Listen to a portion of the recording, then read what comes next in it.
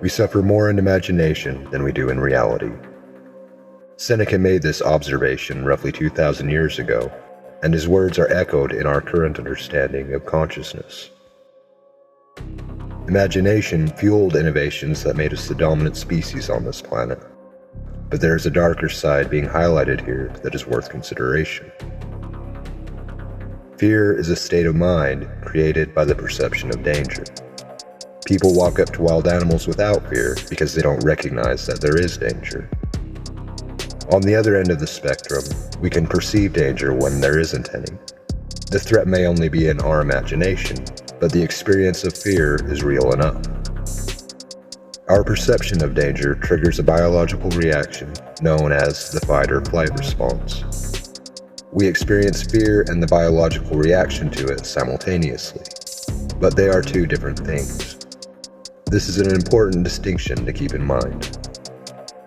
The fight or flight response is a function controlled by the amygdala, part of the limbic brain that manages fear. The amygdala also plays a role in positive feelings we get from fulfilling bodily needs.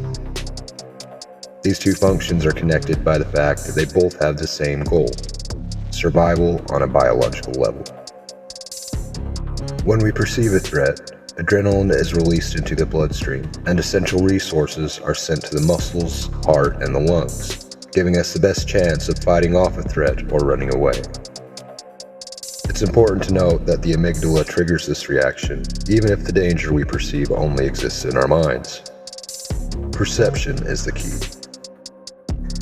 The resources have to be diverted from somewhere, and studies have shown that heightened emotional states virtually shut down the prefrontal cortex, which is the part of our brain that lights up when we use logic and reason. Problem solving is less important than having enough strength to fight or flee, so that center is put on standby. This is great when facing a wild animal, but it can cause complications when activated by a non-physical threat that we might face someday.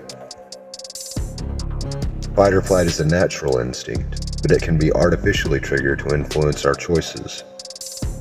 The fear of missing out is used in sales tactics, and the fear of just about everything else is used by the media. It's much easier to manipulate someone when the cognitive center of their brain is shut down by fear. We are each the shepherd of our own thoughts. We were never meant to live under a cloud of constant fear, and our bodies and minds suffer the consequences when we do.